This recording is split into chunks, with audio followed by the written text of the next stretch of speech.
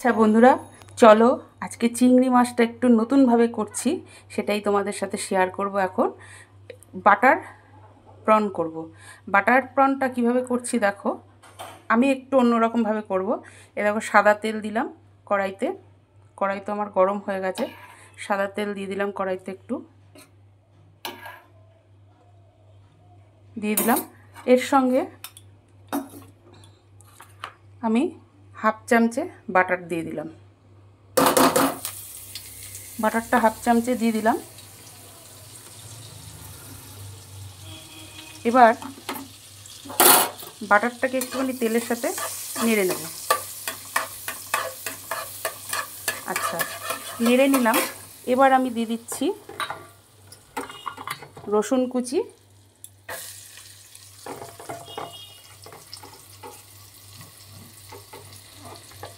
রসুন কুচি দিয়ে দিলাম। এবার দিয়ে দিচ্ছি পেঁয়াজ কুচি,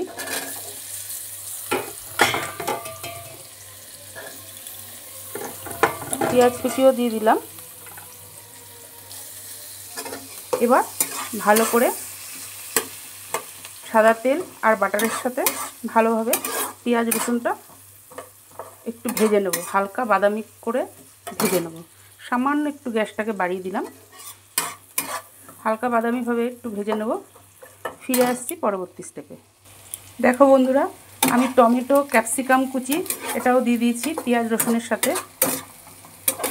এটা অবশ্য ঝোল হবে, আর একটু ভাজা হলেও অসুবিধা নেই। পেঁয়াজ রসুন ক্যাপসিকাম টমেটো সব একসঙ্গে। একটু গ্যাসটা বাড়িয়ে দিচ্ছি, ভালোভাবে ভেজে নিয়েছি। এবার আমি দিয়ে দিচ্ছি আলু, ডুমো ডুমো করে কেটে রেখেছিলাম, ওটাকে একটু ভাপ দিয়ে রেখেছি, এটাও দিয়ে দিলাম এর সঙ্গে। এবার আলুটাকেও এর সঙ্গে ভেজে নেব ভালো করে। আলুটাকেও ভাজা ভাজা করে নেব। সঙ্গে আমি এবার দিচ্ছি নুন। নুনটা দিয়ে একটুখানি ভাজা করলে ভাজাটা তাড়াতাড়ি হবে। এবার গ্যাসটাকে একটু কমিয়ে দিচ্ছি। ফিরে আসছি পরবর্তী স্টেপে। দেখো বন্ধুরা, নুন দিয়ে আমার ভাজা হয়ে গেছে আলুটা। এবার আমি দিয়ে দেবো হলুদ পরিমাণ মতো, দিয়ে দিচ্ছি লাল লঙ্কার গুঁড়ো পরিমাণ মতো,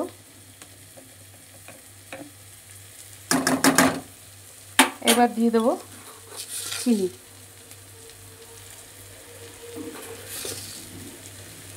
এই দেখো, চিনি দিয়ে দিলাম।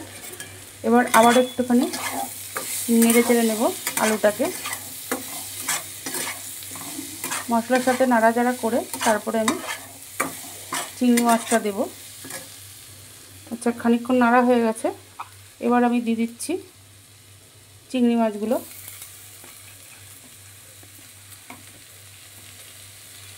এই দেখো, চিংড়ি মাছগুলো আমি দিয়ে দিলাম।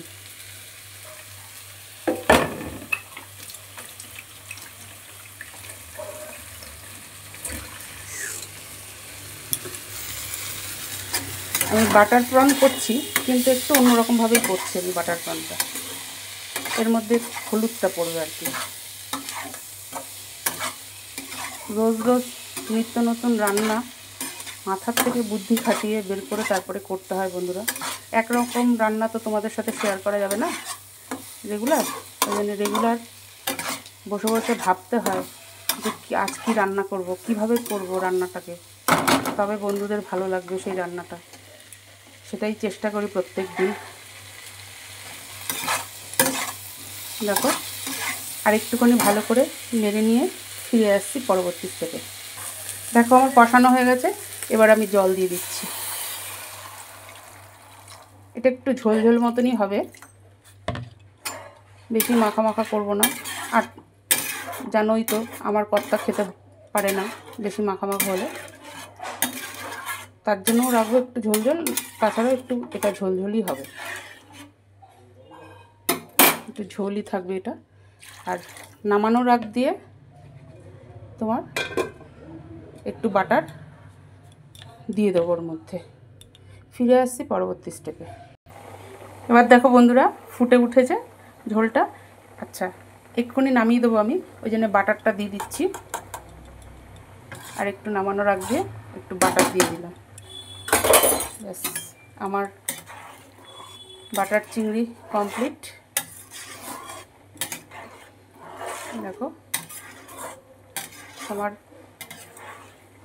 খেতে দারুণ হবে, গরম ভাতে তো পুরো জমে যাবে একদম এই বাটার চিংড়িটা। তোমরা একবার এইভাবে করে খেয়ে দেখো, তোমাদের যদি ভালো লাগে তাহলে একটা কমেন্ট করে জানিয়ে দিও আমাকে। আর আমার আজকের ভিডিওটা যদি তোমাদের ভালো লাগে তাহলে একটা লাইক কমেন্ট শেয়ার করে পাশে থেকো। আজ এই পর্যন্ত, কাল আবার নতুন কোনো ভিডিও নিয়ে হাজির হব। তোমরা সবাই সুস্থ থেকো, ভালো থেকো, সাবধানে থেকো। আজকের মতো টাটা, বাই বাই।